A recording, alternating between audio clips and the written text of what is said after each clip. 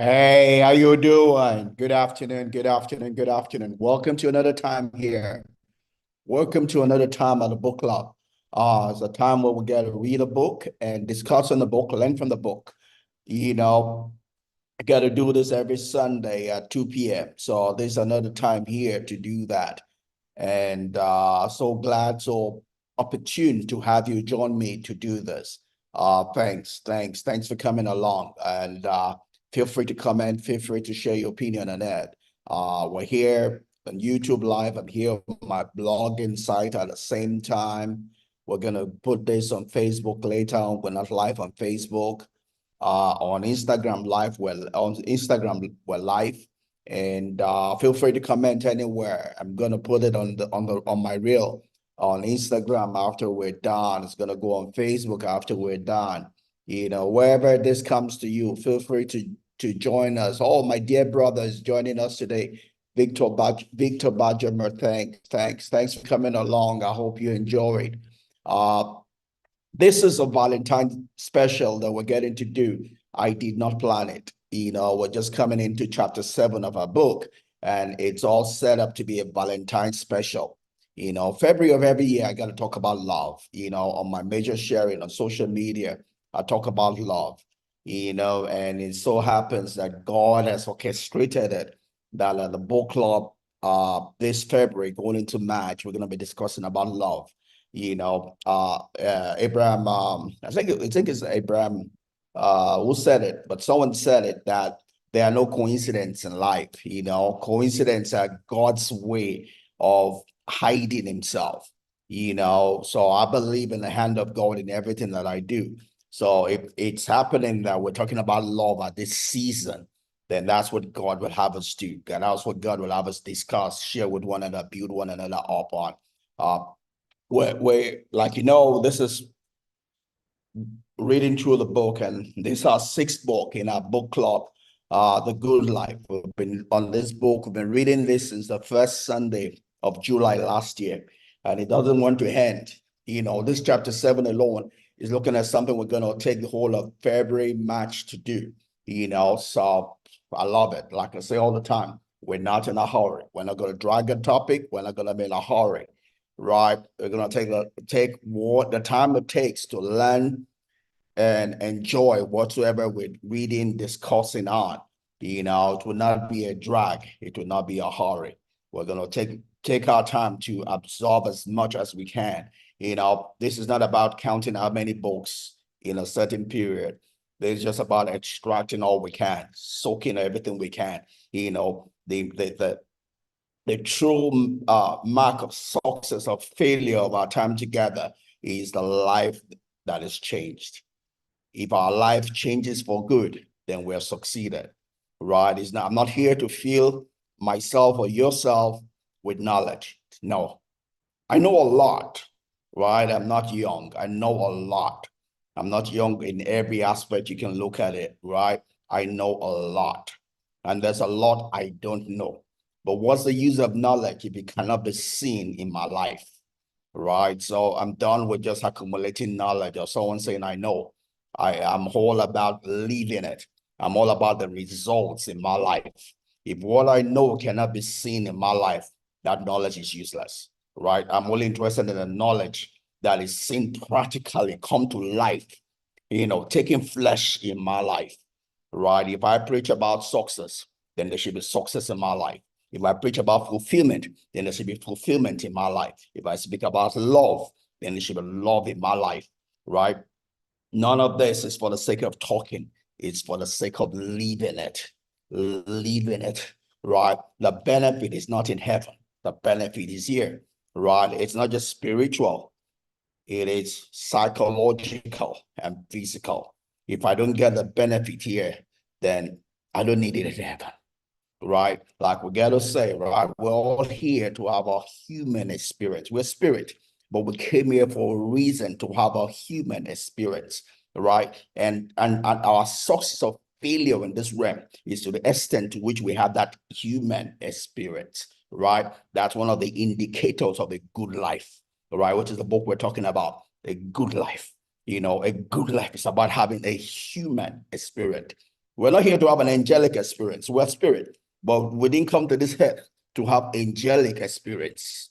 You know, I know a lot of people are just too holy, too holy that they are no good on this side of eternity. They might as well die and go to heaven and continue with their holiness, right?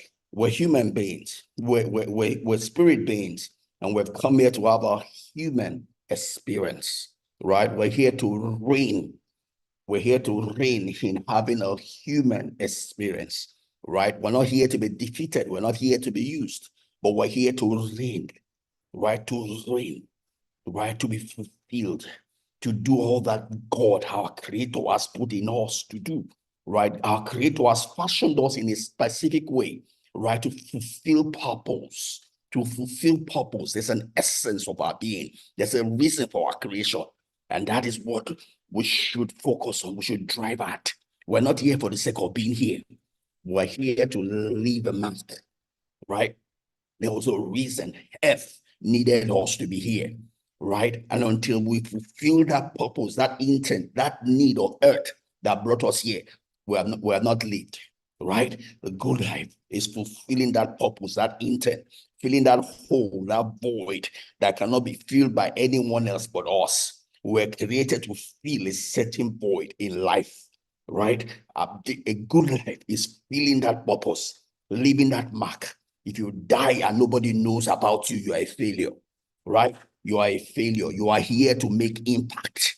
You are here that such that life will be incomplete without you, right? You are here to make a difference. You are not here to be passive. You are here to be active, right? Leave your mark in life. That is why you are here, right? And hopefully that's what we get to help ourselves with as we discuss and share our time together. Anyway, enough of my pitch talk.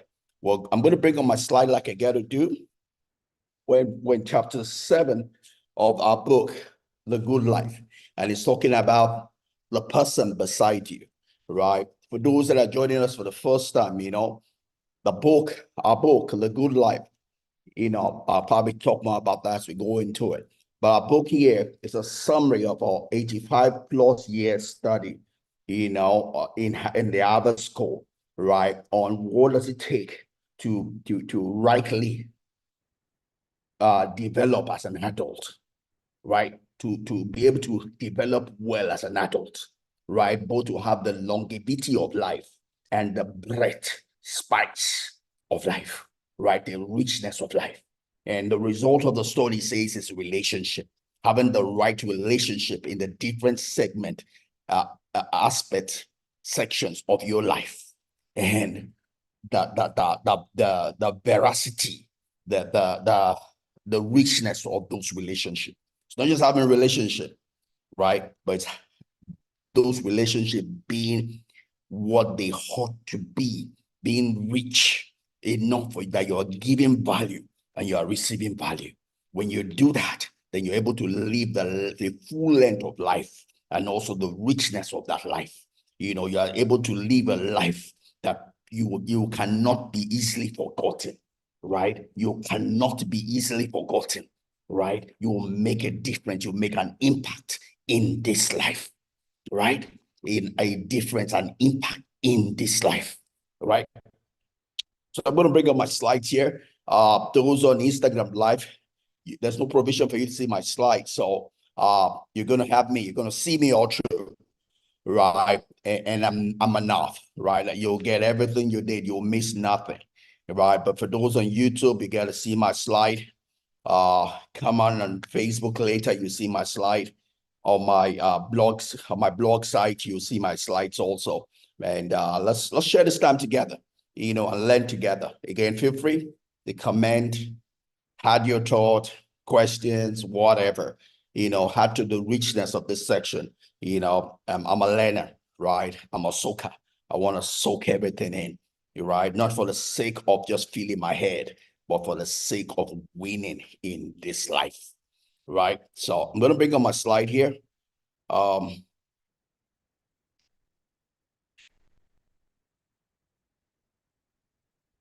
Now, all right, I pressing the wrong button.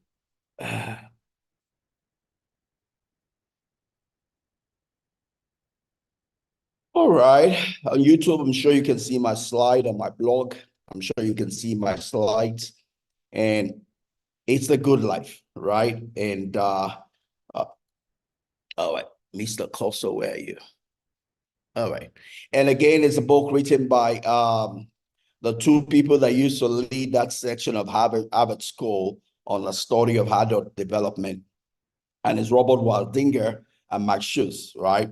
So they put together a summary of the study, the results, the experiments they did. They've also looked at all the studies, to make it whole, right?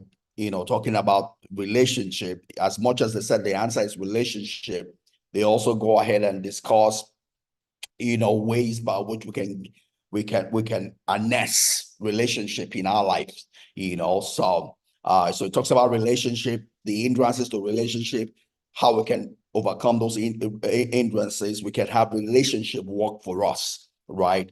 That's all the book gets to talk about. And we come here to chapter 7, which is talking about relating with someone else, especially your partner, your wife, your spouse, your husband. But as much as we're talking about that, we're also talking about relationship with other people, right? It's talking about the person beside you. Typically that would be your spouse, but your spouse is not the only one beside you, right? When you go to work, you have colleagues, you have your children, your own parents, your sibling, so we're going to talk about the whole breadth of the spectrum. Just good. Thanks for joining. I hope you enjoyed. Thanks for coming along. All right, so that's pretty much what we're looking at. And our schedule really is the second discussion on chapter 7, and I'm thinking it's going to take us into March, probably the whole of March. We'll spend doing this, right? As we do this every Sunday. All right. So again, the topic is the person beside you, and it's the second take on it. This is a quote we're using to run this whole chapter 7. It's a quote at the beginning of the book, and it says, "When we were children, we used to think that when we grew up, we would no longer be vulnerable. We used to think it was just because we're children that people interfere into our lives. People come into our space. It's like we don't own a space. People can intrude into us. And when we become, we're going to adolescence, especially for the females, they try to get that space. Like my daughter will expect me to knock before I enter a room, but she never knocks before she enters my room, you know. But that's all about the adolescents as they try to create independence. They are moving from the dependent place, as children, as hormones begin to go through their body, pump into their body, and puberty begins to set in, and they begin to move from a child to adolescence. One of those things is that they want to enforce their space. They want to say that they are independent, enforce their independence, as it were. There's a craving for independence, as they go through that, So as children would think that, when we grow up, we will not be vulnerable, but when we grow up, we then find that vulnerability is a tool that we need, to our next life, right? Vulnerability is a strength, not a weakness, right? So when we grow up, we then tend to make that decision to accept it, because that which we need in our life requires us to be vulnerable. When we're not vulnerable, we'll miss out the essential ingredients of life, so to be alive, Madeleine L'Engle says, is to be vulnerable, right? To be dead is not to be vulnerable. When you are vulnerable, you are able to receive life. When you are not vulnerable, then you are dead. You are not able to receive life. As part of this discussion, we talked about what loneliness is, right? Loneliness is not having the right social, contact, social interaction in your life, right? That's all what loneliness is. It's not a demon, right? It is just telling you, it's a symptom, just like headache. When you feel lonely, it means that you're having less than the required social interaction you're supposed to have. And that is different for us. You know, the amount of social interaction that we all need is different, right? Especially when you are, hey, Pastor Fola, thanks for coming along. God bless you. Happy Sunday. You know, especially if you're an introvert like me, right? I spend more time with myself. I enjoy myself, right? So I spend more time with myself than other people, right? But I still have a certain minimum social interaction that I must have. If I don't have that, I will feel lonely, right? So we all have our minimum. It's different for different people based on your personality. However, if you don't meet that minimum that is for you, you will feel lonely. Loneliness is just simply a symptom telling you that you're not having the right amount of social interaction that you need. Full stop. It has nothing to do whether you are born again, not born again, like Jesus or don't like Jesus, go to church or don't go to church. Zero. It has nothing to do with that. Christians feel lonely. Muslims feel lonely. Atheists feel lonely. It has nothing to do with your spirit. It just has to do with the fact that of the amount of social interaction you are having or not having as against what you need, right? So let's move on. All right. So we started introducing what love is last week, you know, but let's still do a bit more talking about vulnerability, right? So to be alive is to be vulnerable, right? So the problem here is that vulnerability is a place of balance in life, right? It's easy not to be vulnerable, right? It's also easy to be too vulnerable, right? It's that place, and I've said this several times. Stephen King will put it this way. He says the road to hell is paved with adverbs. You know what adverbs are? You know, the quantity of things, right? So the road to hell is paved with us doing either too little or too much, right? Too little or too much. It's easy to do too little. It's easy to do too much. Balance is the essence of living. Balance is the essence of life. Balance is where God is. The devil is in the adverbs. Too little, too much. That's what the devil is. Too little, too much. That's what the devil is. The road to hell, spiritual and temporal, is paved with too little, too much, right? Some people just don't want to be vulnerable at all for whatever reason, right? Oh, I've been hurt before. Oh, I put my heart out there and I trusted somebody and he hurt me. Oh, so I'm not going to trust anybody anymore. So I will not be hurt. It's foolishness, because that same place after you're closing to heart is the same place where love comes through. To close your heart means to hurt, means you're also closing your heart to love. Without love, you are dead, right? So life is not about closing your heart. No, life is about to open your heart to everybody. Every Tom, Dick, and Harry is my friend. Oh, I'm a friend to everybody. I spend time with anybody that comes my way. That's stupid also. That's too much, right? Because the mere fact that you're human means that you have things you like, things you don't like, right? The only way you're going to survive in life is to have what we call functional and healthy boundaries, right? Functional and healthy boundaries that are determined by who you are, right? When you open your door to every Tom, Dick, and Harry, you're just simply saying you don't know who you are. Only mad people don't have boundaries, and you're not mad. Because you're not mad, you cannot open your door to every Tom, Dick, and Harry, irrespective of who you are. You can't stand it. There's only so much strength that you have. Use that strength right. Right? So you need to have healthy, functional boundaries that protect the personality that you are. Don't let anybody deceive you. You have a personality. That personality has strengths and weaknesses. Your boundaries protect your weaknesses, right? When you protect your weaknesses, then you can shine your strengths, right? So when it comes to vulnerability, it's a choice. When it comes to vulnerability, you have to be intentional, you have to be proactive, and you have to be deliberate. You have to decide the people you will spend time with, where, what time, and to what amount.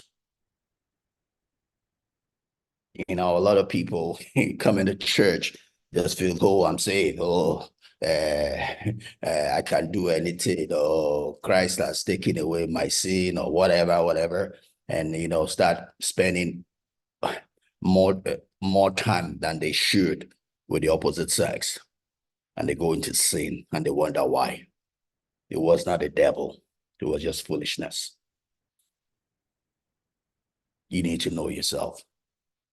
It's good to be vulnerable, but vulnerability must not control you. You must control it. You must use it. Don't let vulnerability is good, but any good thing that uses you or controls you will kill you. It will take you to hell, both temporal and spiritual. But vulnerability is good, but you must use it. Use it. It's a tool to be used, not a tool to use you.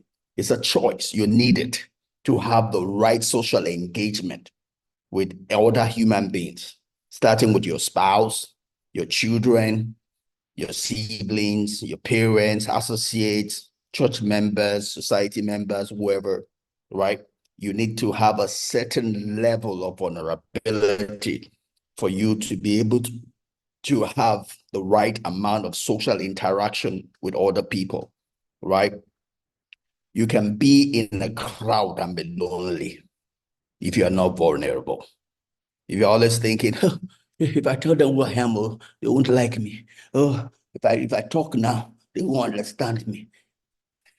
You can be in a crowd and you'll be lonely if you cannot trust people with your words. If you cannot step out and risk not being liked, you're going to be lonely. Loneliness is not a physical thing, it's a psychological thing. You can be in a crowd and be lonely. You can be the head of a church and be lonely. You can be the celebrity and be lonely. It has nothing to do with people around you. It has nothing to do with people following you. It's a psychological thing. It doesn't make sense, but it's true. It's like headache. You're having a headache and you don't know why. You slept, you have a headache, you don't know why. But that headache, whether you know why or not, it's a symptom that something is wrong with your body. Same way with loneliness. You might not be able to explain it, but if you're lonely, it means you're not having the right amount of social interaction. Doesn't mean that you are not in a crowd. It just means you're not interacting with that crowd. You are there, but not there. You are there, but not present. Right? So, but we all need vulnerability, because vulnerability is the way to live. For you to be able to engage with people, for you to be able to enjoy other people's company, for you to be able to overcome loneliness, you must step out. You must be willing to be vulnerable. You must be willing to be disliked, right? Life is not about impressing people. It's expressing people, expressing who you are. And people don't have to like you. You are who you are. You're not the best. You're not perfect, but you are you. You're still growing. So if people can't accept who you are, where you are right now, they're not your friends. They're probably not people you're supposed to be with.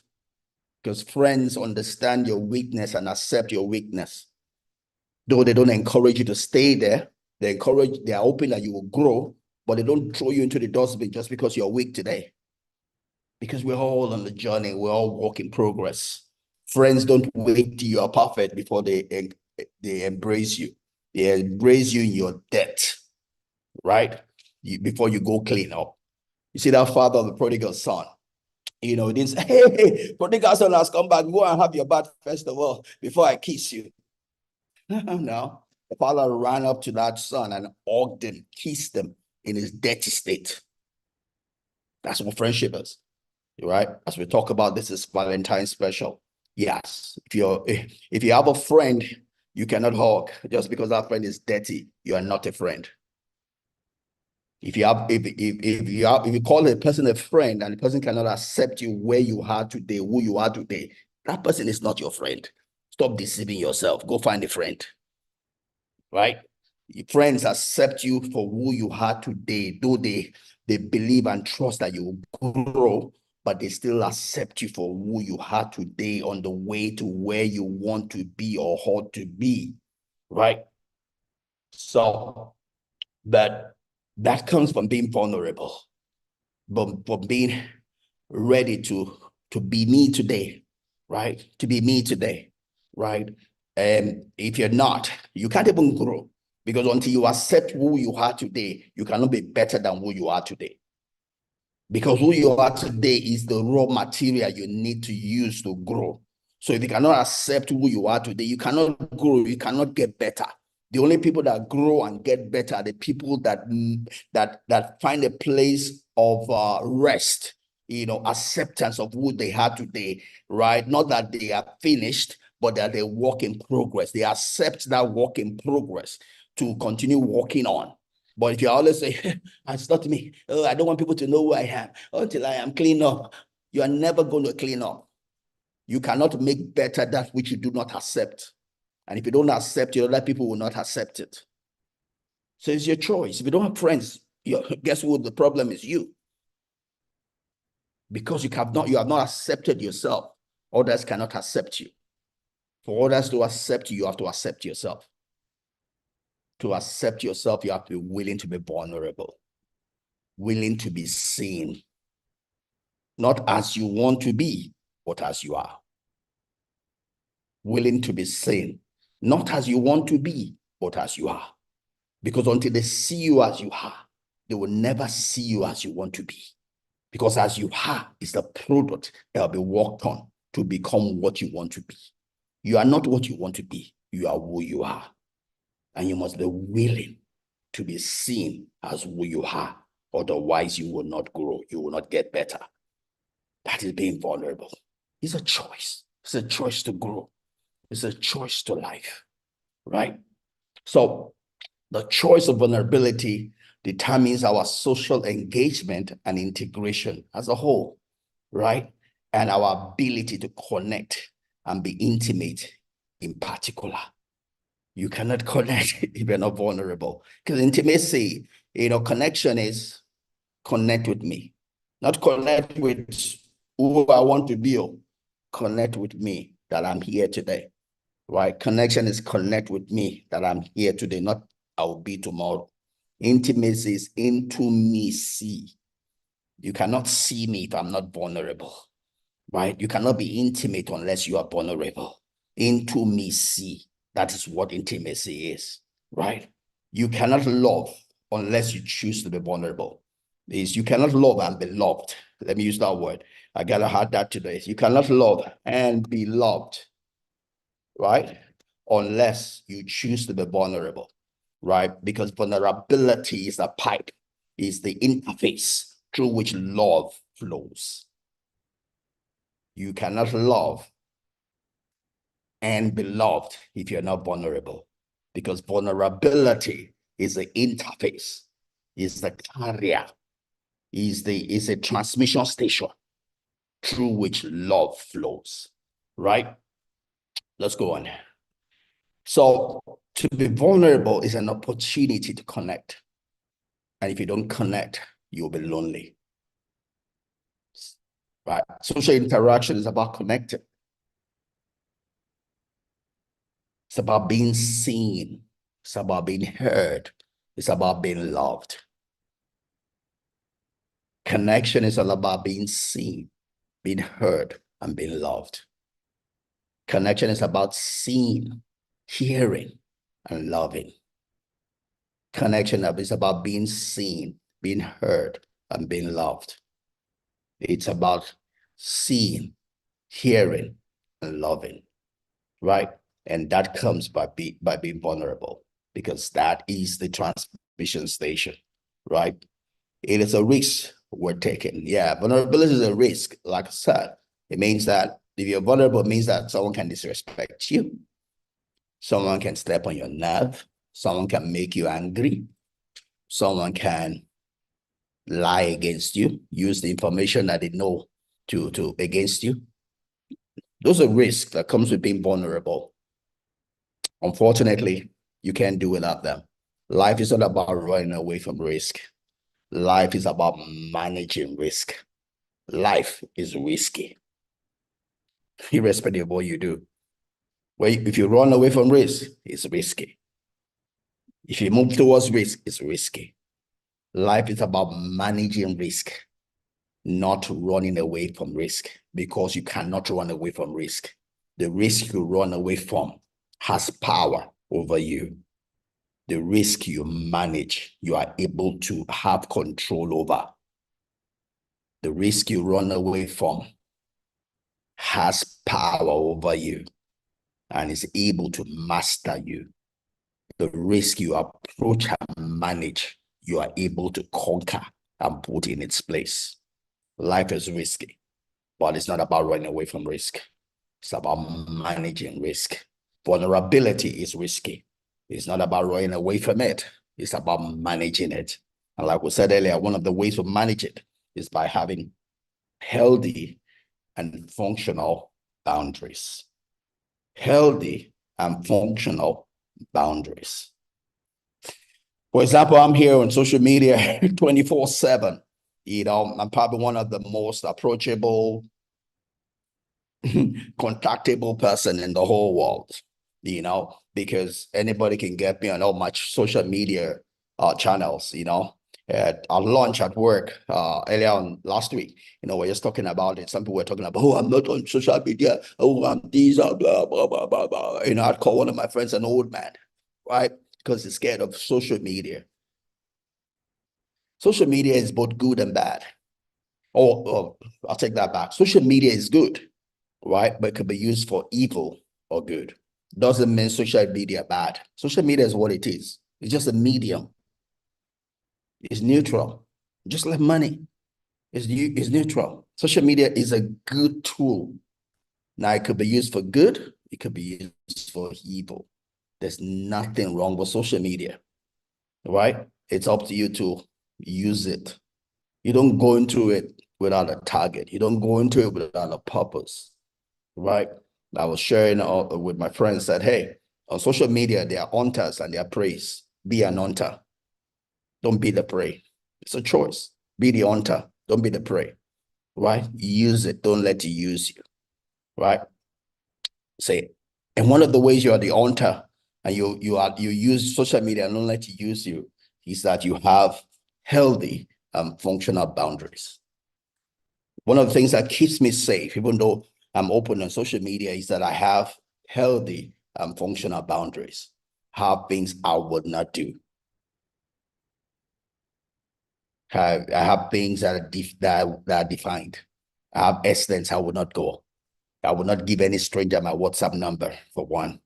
You have a lot of people looking for WhatsApp number so that they can corrupt it and take over your WhatsApp and mess up all the groups you are into. I will not give you my WhatsApp number, right? Because I know what they want to use it for, right? In doing that, I'm going to not give it to some good people, but I'm ready to take that risk rather than take the risk of my social groups being messed up. So I will not give you my social WhatsApp number, right? So I'm cleaning up some names, some dead accounts that are tied to me already, right? But yes, so I'm not going to run away from social media because it's risky. All I'm going to do is set healthy and functional boundaries to protect my weakness, right? And my strengths need no protection. That's why they're called strengths. But my weaknesses, I'll protect with healthy and functional boundaries. You have to state for yourself the things you wouldn't do and the things you would do. What are the boundary conditions? To what extent? You have to be, so you have to, on social media, you must learn how to say no, capital no, right? You're not the devil if you say no, right? And I've said no to some people that probably thought I couldn't believe I said no. Sorry, or if you got hurt when I said no. But it's part of my protection. I'll protect my heart, right? It's risky being on social media. So I have to have boundary to protect me. I'm not going to run away from social media. It's a good tool, right? But I'll manage the risk that's involved, right? So I can have the right social interaction on social media without being hurt, right? Same thing with life. You gotta have you have to have the right interaction with people, but then you have to protect yourself. You know yourself, you know your weaknesses, right? You don't play the fool, right? Don't be too nice. Don't play Mr. Nice, right? Mr. Nice is die before their time. Mr. Nice go to hell, not to heaven. Heaven is not for Mr. Nice. Heaven is for Mr. Good. Mr. and Mrs. Good go to heaven. Mr. and Mrs. Nice go to hell, both in this life and they want to come, right? So don't play nice because there are a lot of hunters out there looking for nice. Be good. Be like God. God is not a nice God, though. Don't be deceived. He's not a nice God. Don't mind fake preachers that tell you God is a nice God. God is not a nice God, though. Go and read your Bible. He's not a nice God. God is a good God. Good is the definition of God. The word good comes from God. Take away one O, right? You get God. God is good, not nice, right? Read your Bible, right? So be like God, be good. Don't necessarily be nice, right? It means that you have to be strong, hard on some people, right? Some people require your hardness, be hard on them. Some people require to slap them, right? Make the right decision, right? Concerning in every interaction relationship you are into. So people require you to stay far away from them. Stay far away from them. Don't play Mr. Nice and go and commit fornication or adultery. So people you should stay far away from. So people you should not see at night. So people you should not see alone, right? Some people you should not be keeping your interaction with them away from your wife. Make the right decision. Nice bubble, don't go to heaven. And nice boys don't get the best girls also for you that are looking for a relationship. Nice boy, nice girl. They don't get the nice girl, nice boy. Right? We'll talk more about that as we go on. Be good, not necessarily nice. All right. So vulnerability is a risk worth taking. This is a risk, but to have life, you gotta take it. Right? We will never truly live until we are vulnerable enough to allow life touch us. Life will not touch you if you're not vulnerable, and you're not going to fully live if you're not vulnerable. You have to be vulnerable enough to allow life touch you. Some time ago, I saw myself crying watching a movie. I said, Aki, what happened to you? I used to work in California, and when I was leaving California, I had some of the girls, my friends in the office were crying. And I said, wow, this is people, they're crying. And not too long ago, I saw myself watching a movie and my eyes were wet, and I love it. It just tells me that I'm becoming more human, right? I'm allowing life to touch me, not to be a weakling, but just to feel life. What's the use of life if life is not touching you? What's the use of living without touching life? I remember sometime in school, my final year in school, for some reason I was having issues sleeping, and I was so tight up, I couldn't sleep, and we had some tests to do. And unless my head is relaxed, I can't read. I'm one that loves to get into the spirit of what I read, and it leads me to be relaxed, And I went into that exam all. Somehow I was doing my project also. I was mixing the lectures and I was supposed to read towards this test. And I go into that test and I couldn't answer the questions, But what I did in that exam hall is I just softened up. I softened up. I sat there and allowed water to flow down my eyes. Allowed water to flow down my eyes, And my dear late Professor Salami, looked at me and said, Mr. Akibalushe, any problem? I said, Prof, there's problem. I was trying to achieve two things that day. One, I don't want prof to see my script and say, look at this boy. He has not been attending my class. He thinks he knows the subject. Look how he has failed. Because I was missing a lot of lectures because I was doing my project. My project required me to be in the workshop most of the time and kind of clashes with the classes. And I spent more time in the workshop than those classes. So I felt prof would see my script and say, oh, look at this boy. He thinks he's intelligent. Look at him. And look at what he has written. He has been missing my class. So that's one thing I wanted to achieve with prof that day. The other reason why I allowed water to flow down my eyes was I wanted to soften up. I needed to sleep, right? I needed to sleep to be able to read, so I had to allow water to flow down my eyes, and that helped me because I was about going to the medical center to get an exemption for the exam. I was going to go there, say, hey, I can't sleep, or I need an exemption for the exam, but that was a turning point for me to do that exam. After the test, I went and told prof I had problems sleeping. So I solved the issue with prof. But with me allowing water to flow down my eyes, I went to the pharmacy. I took Valium. I went to buy Valium for the first time in my whole life. Never done that. But I went to buy Valium from the pharmacy. I went to buy milk. I went to the Boca, got beans. For the first time in my whole life then, I went to the room after eating and put on FM radio.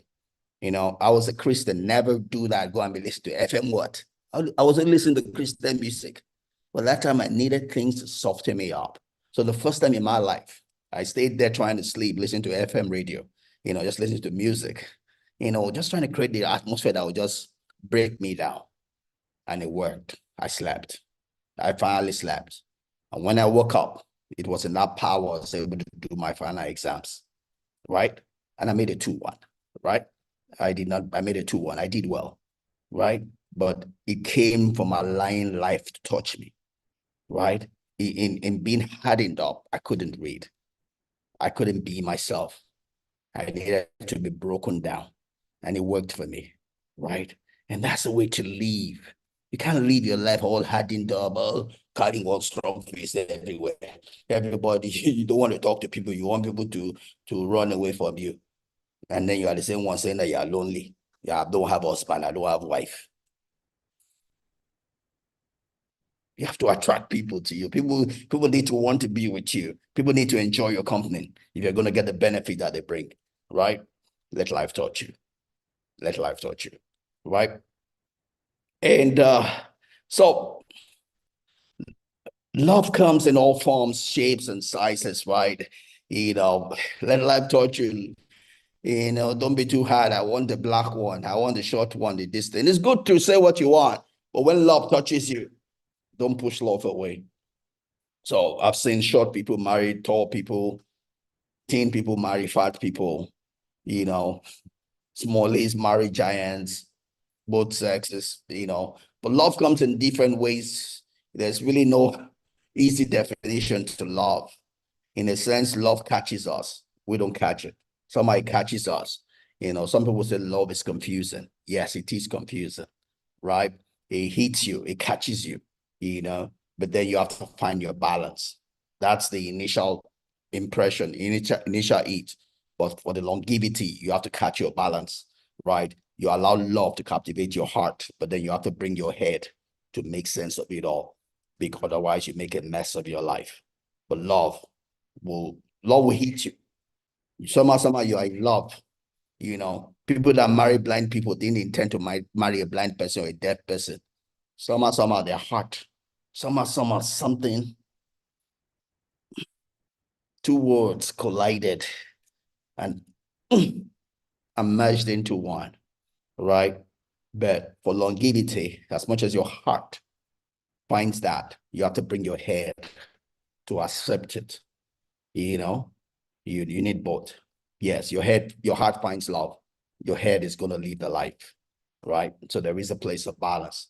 So love, is not the form, it's not the shape, nor is it the size. Love is in the person. Love is in the heart. The person you fall in love truly with is not that outside form, because that will change. It's not the boobs. It's not the yash. It's not the height. It's not the fineness. It's not the muscles. It's not the six-pack. It's a person. Six-pack might attract you. Chest might attract you. The boobs might attract you. The backside might attract you. But who you're going to live with is none of that. It's the person. That might attract you, but fall in love with the person. Make sure you like the person if you want to have a long-lasting relationship, right? So love is a powerful emotion that connects us to others and gives meaning to our life, right? It gives meaning to our life. It's a powerful emotion. It gives meaning to our life. As I try to close today's session, let's talk about love. We'll look about different forms of love. There are basically three types of love, right? Which are pretty much tied to the three parts of who we are. We're spirit, we have a soul, we live in a body. We're spirit, we have a soul, we live in a body. We're spirit, we have a soul, we live in a body. Each of those three have their ways of touching love, right? Well, the spirit is called agape love, right? It's a love that proceeds from your spirit or your God nature. It's the same way God loves us. God doesn't love you because of what you have or who you are or what you have. God loves you just because you're you. You're made in his likeness. So when I love somebody, just because that person is human, made in the likeness of God, that's called agape love. Agape love is a love I have for someone, not because of what I want from that person, but because of what I want to give to that person. I want to bless that person of my fullness without thinking of what I will get, not waiting for what I would get, right? It has nothing to do with who the person is. It has nothing to do with what the person has. I just love you because you're human. That is a God kind of love. And it comes from the deepest part of who we are, our God nature, right? And that's love we can have for any and everybody. And you should have it. If you don't have that love, you are dead. And you don't love God. It's the way we show we love God.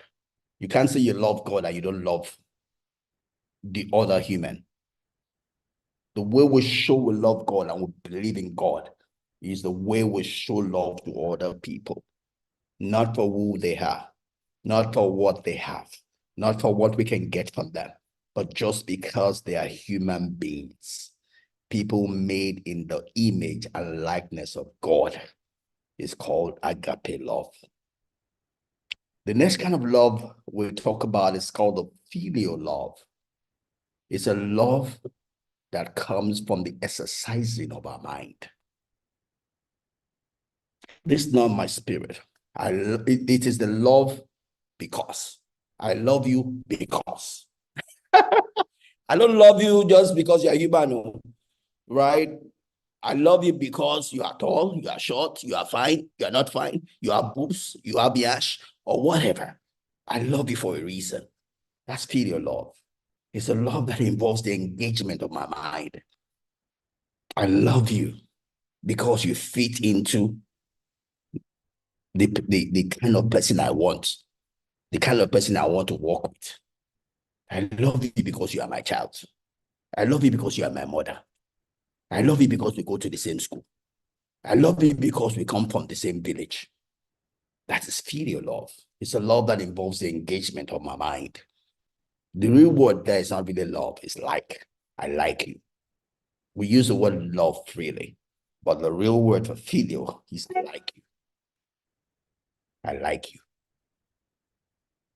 right? I There's a lady I was chasing years ago, and it was my birthday, and someone asked her, you know, uh, we're trying to talk about what people talked about me, and she made a whole lot of effort to talk about that she likes me, not love me, you know. Well, she enjoyed my company, she got me confused, I'd asked her, severally on the way forward, and always said no, but yet she enjoyed my company.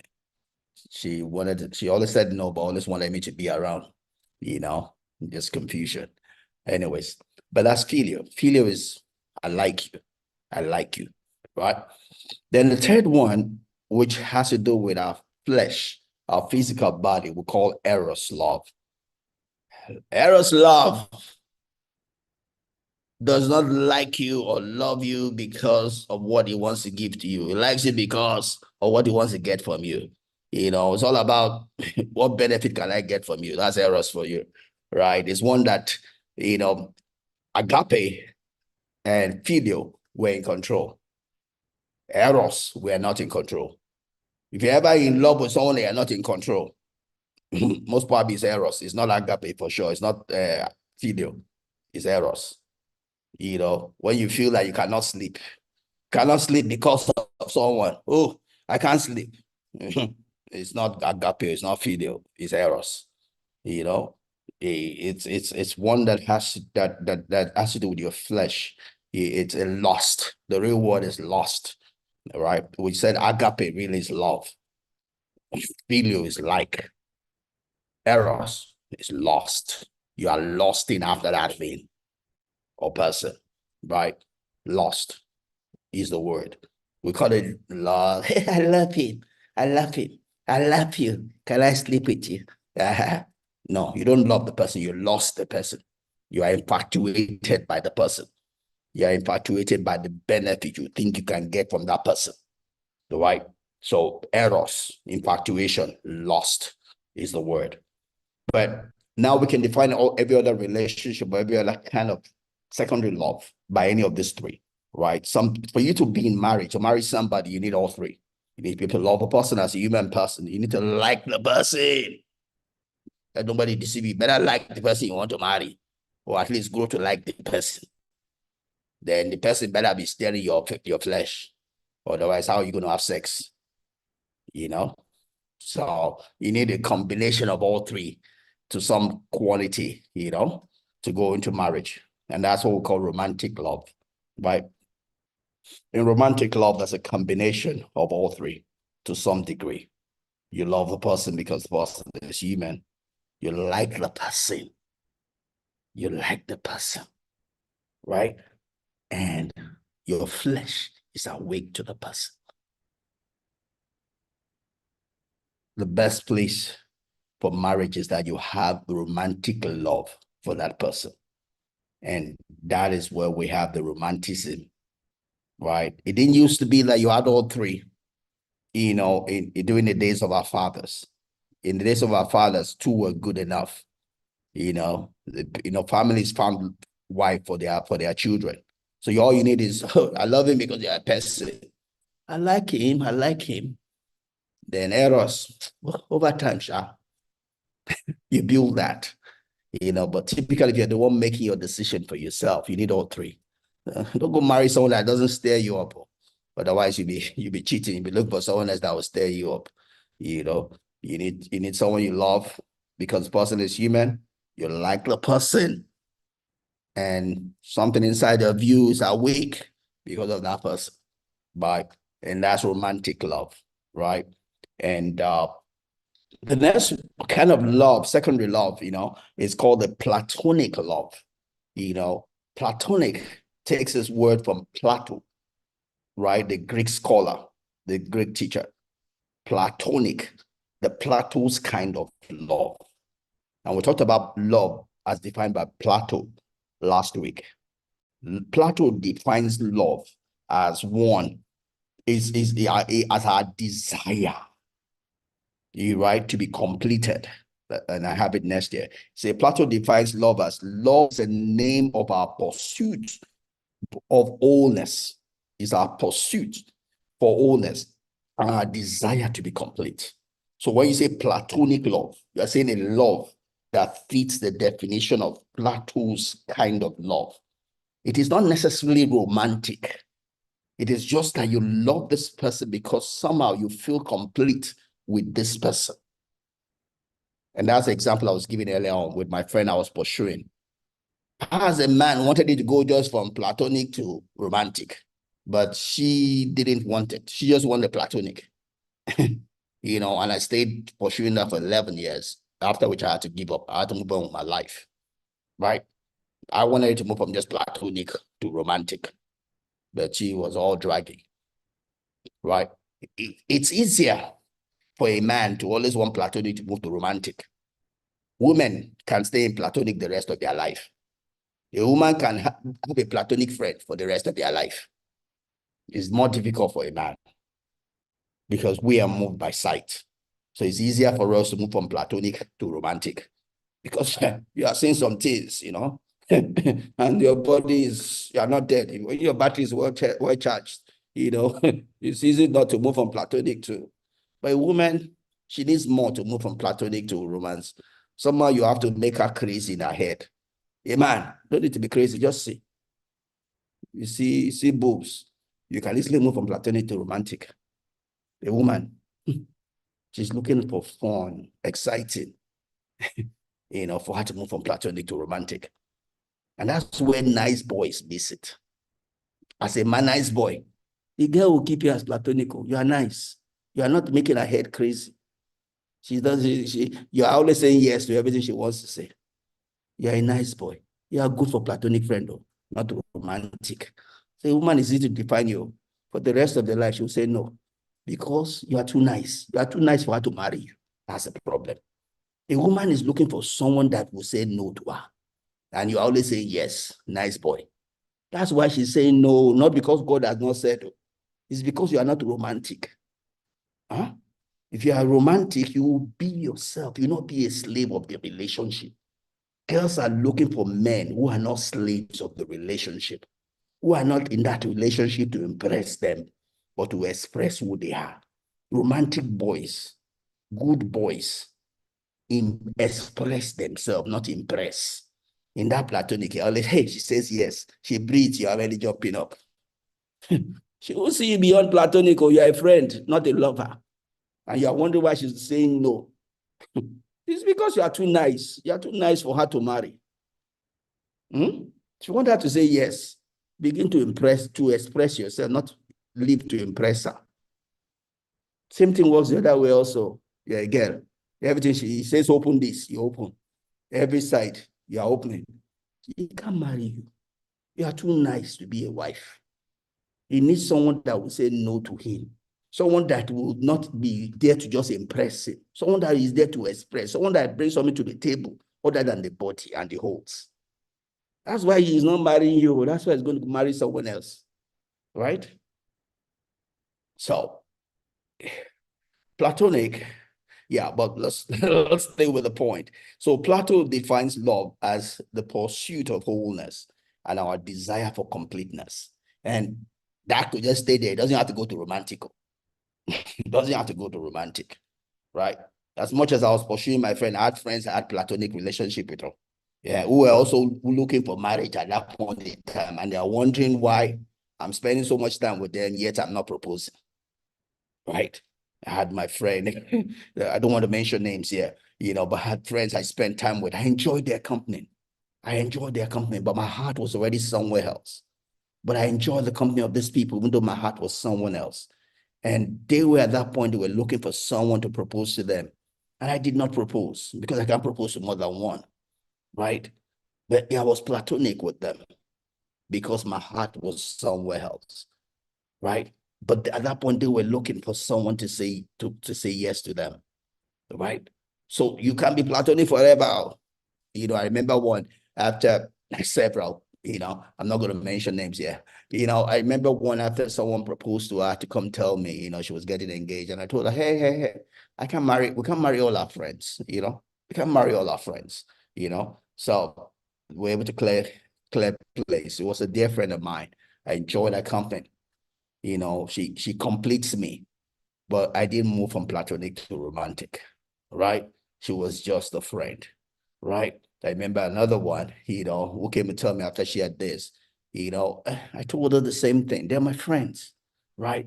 So platonic does not have to be romantic, right? But you have to be careful. You need to be open, you know, be open. If you're going to spend too much time with someone that's looking for a yes, ah, it might be causing trouble for the person because the person is expecting to say yes, so you can't say yes to someone else.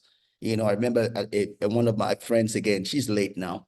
She was sick, so I'd just finished my youth service. She was sick, even while she was doing her youth service back in Port Harcourt, I used to go visit.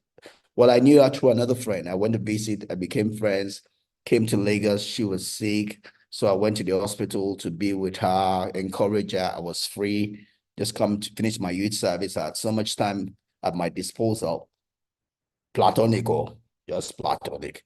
But it was that time in her life she was looking for someone to propose. So though for me, my heart was plain, was just sheer platonic, she was looking for romantic, right? And after she passed on, the brother asked me a question, which I think must have come from something she might have jotted in her diary, you know. So you have to be careful, there's platonic, there's romantic, you have to let it be plain, just know that, I gotta move on, love is born in every human being. It calls back the halves of our original nature together.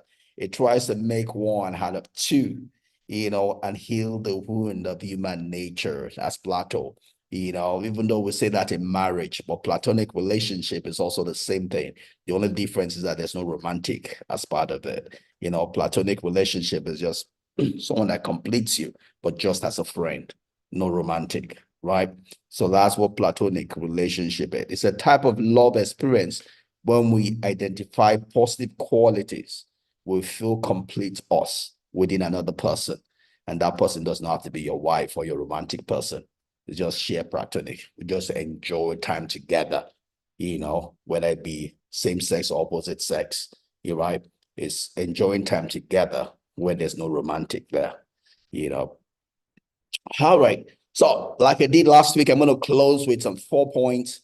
These I put together from Pawlowski, right? He had 12 rules for long-lasting relationship. We did 1 to 4 last week. We're going to do 5 to 8 this week, and we'll do 9 to 12 next week.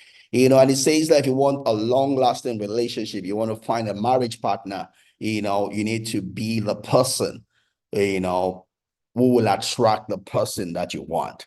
Happy people attract people, right? If you want, Proverbs says, that must have friend must show himself friendly. You're watching a life partner and you're all frowning. Nobody will come to you until you die, right? Yeah. People, he that must have friends must show himself friendly, right? Happy people attract people. If you want people to come around you to do platonic or romantic, be someone that they can enjoy the company of. Be someone that they can enjoy the company of. Happy people attract people. If nobody is coming your way, check yourself out. To have friends, you must show yourself friendly. To have people available, you must be available, right? It's not necessarily the devil, or it's not the people in your village, or it might just be you, right? Be someone that is approachable. Be someone that is likable. Be someone that people can enjoy the company thereof, right? If you want someone, right? Number 6, take time to be by yourself. If you don't enjoy your own company, someone else will not enjoy your company. If you don't accept yourself, no other person will accept you. You must enjoy yourself. You must accept yourself if you want someone else to accept you. If you cannot be alone, nobody can be with you. If you cannot be alone, you cannot be with someone else. You'll be a burden. You'll be a burden. You must be such that you find equilibrium in yourself before you can find equilibrium with someone else.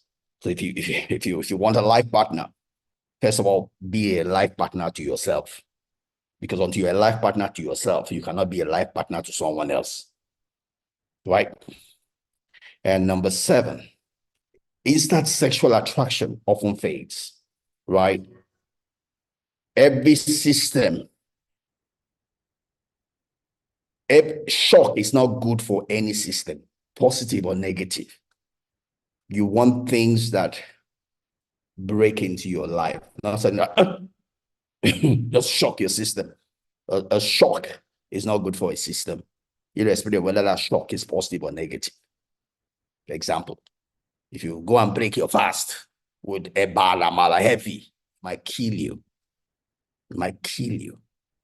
Because when you are fasting, that stomach has contracted. Now go and eat it. You have been fasting for 3 days. Now let me eat everything I've not eaten. It might kill you. You've not exercised for a while. You're not going to jump on the treadmill. It might kill you. You've not trekked a long distance for a while. You know, jump. I want to do a marathon because I used to do it when I was nursery school. It might kill you. One of my friends did not run for a while. Then someone was competing, went to run. He was urinating blood. Systems don't like shocks. So don't be suddenly carried away. You have not been in dating for a long while. Suddenly you see someone and you are all attracted. You have lost your senses. It's romantic. It's everything you want. Be careful. Be careful. Be careful. Something might be amiss. It might be a bait. Take your time to break in. Take your time to break in. Don't be confused. Well, not everything that glitters is gold. Take your time. Don't be in a hurry. Don't rush. Take your time. Break into a relationship. Don't jump into a relationship. Break into it. Get to understand it. You know, ask questions. Watch for some signs. Don't throw away your boundaries. Don't be at the mercy of the relationship. Use the relationship. Don't let it use you. Lastly, beware of opposite attract theory. Yes, opposite might attract, but opposites also a problem. I'm a quiet person. Maybe I can get initially attracted to someone that is not a quiet person. Guess what? If we spend too much time together, we might have a problem. Don't be too much after. Because I'm quiet, I'm looking for a loud person, loud person. Quiet is your stability point. If you go look for a loud person, both of you will frustrate yourself. Don't be too much after the opposite. Right? Just fall in love. Love is confusing. Love will find a way. If both of you can agree, can two work together except they be agreed? The agreement is more important than the theory of opposites. Sometimes likes are the best. Sometimes opposites are the best. But it's about two people agreeing to work together. It's not whether it's opposite or different. It's about the agreement, right? Don't be carried away with the theory. Let love lead the way. Love could be confusing. Let your heart flow, but don't let your head follow. Not your head first. Heart first, let your head follow. Make sense of it, right? So let's close. These are my last three quotes and we'll finish this. And my closing thoughts. Love is friendship set on fire, right? Love proceeds from I like you, and the romantic can come along, right? The greatest thing you will ever learn is just to love and be loved in return. We'll learn it, we'll grow into it, we'll learn to be vulnerable, we'll learn to release ourselves, we'll learn to receive other people. It's the act of living, right? Friendship is a relationship two individuals enter willingly. Again, don't let the relationship use you. Don't let it master you. Use the relationship. Don't lose control. The devil is in the too little, too much. God is in the balance. The road to hell is paved with too little, too much. The road to heaven is a balance. God help you. Thanks for spending this time with all. Thanks once again, Victor. Thanks. Just good. I'm not sure I know your name, but thanks for spending time with me. Pastor Fola, thank you, thank you, thank you. God bless you.